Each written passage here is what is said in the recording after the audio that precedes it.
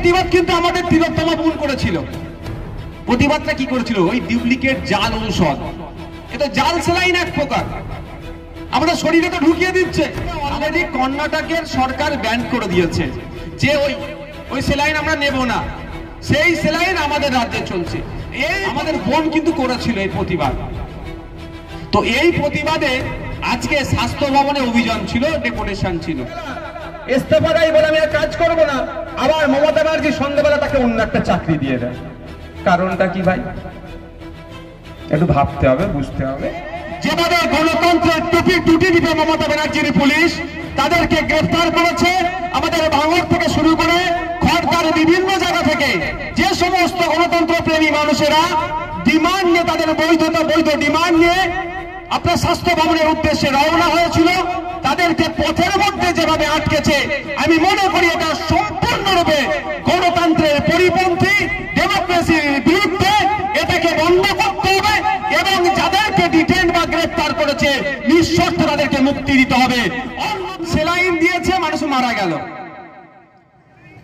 যে সেলাইনটা অলরেডি কর্ণাটকের সরকার ব্যান করে দিয়েছে, যে ওই সেলাইন আমরা নেব না, সেই সেলাইন আমাদের রাজ্যে চলছে। এই প্রতিবাদ কিন্তু আমাদের তিলোত্তমা বোন করেছিল।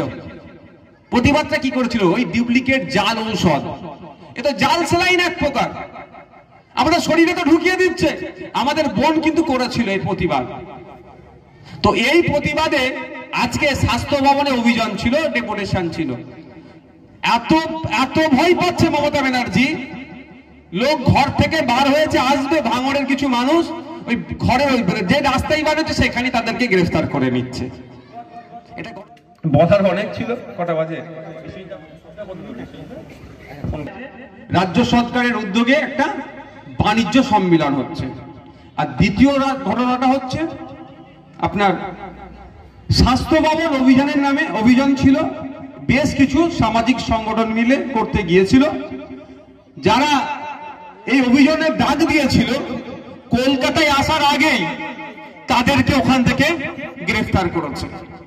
আমি এই মঞ্চ থেকে এখানে আইবি এসবি যার লোকজনই আছে না কেন, রাজ্য প্রশাসনের উদ্দেশ্যে আমার বার্তা, অবিলম্বে সেই সমস্ত সমাজকর্মীগুলোকে নিঃশর্তে মুক্তি দিতে হবে।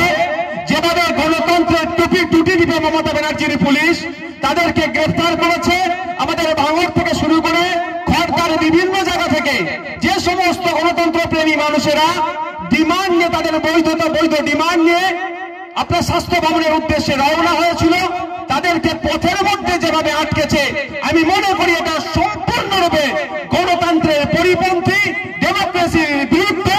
এটাকে বন্ধ করতে হবে এবং যাদেরকে ডিটেইন বা গ্রেফতার করেছে নিঃশর্ত তাদেরকে মুক্তি দিতে হবে। অন্যথায় এর জবাব কিন্তু আগামী দিনে আমরা গণতান্ত্রিক প্রক্রিয়াতে মমতা ব্যানার্জি সরকারকে আমরা বুঝিয়ে দেব। আপনারা ভাবতে পেরেছেন?